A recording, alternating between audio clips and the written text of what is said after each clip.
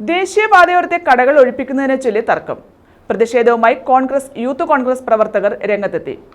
ചില കടയുടമകൾ ആത്മഹത്യാ ഭീഷണിയും ഉയർത്തി. ഇതേ തുടർന്ന് ഒഴിപ്പിക്കൽ താൽക്കാലികമായി നിർത്തിവെച്ചു. നവീകരണം നടക്കുന്ന ദേശീയപാത 66 കയ്യേറ്റങ്ങൾ ഒഴിപ്പിക്കുന്നതിനെ ചൊല്ലിയാണ് തർക്കമുണ്ടായത്.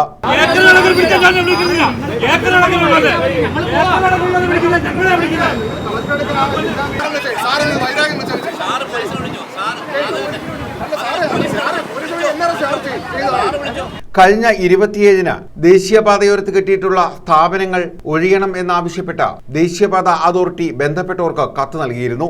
തുടർന്നാണ് വ്യാഴാഴ്ച രാവിലെ ഒഴിപ്പിക്കാനായി ഇവർ എത്തിയത്.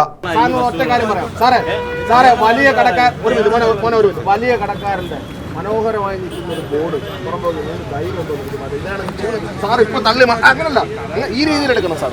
അല്ല ഈ ടൂള് സാർ തള്ളിക്കളഞ്ഞിട്ട് സാറിന്റെ ഉദ്യോഗസ്ഥരെ കൊണ്ട് കാണിച്ചു തരാം സാർ. സാർ ഇരിക്കുന്ന അവസരം സാർ 24 മണിക്കൂർ മാറുമ്പോൾ സാറിനറിയാം ഈ സാധാരണക്കാർ ചോറ് വെച്ചു കൊടുക്കുന്നതിന് മാറ്റി ആരും ചോദിക്കാനില്ല. ആ ധൈര്യത്തിൽ ഒന്ന് തോന്നി മാസം കഴിഞ്ഞാൽ പറ്റത്തില്ല. എന്നാൽ വേഗത്തിൽ ഒഴിപ്പിക്കാനുള്ള നീക്കത്തിനെതിരെ കടയുടമകൾ രംഗത്തെത്തി.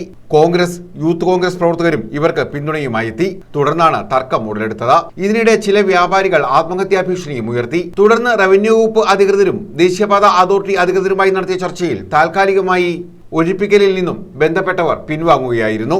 News bureau, Chavara.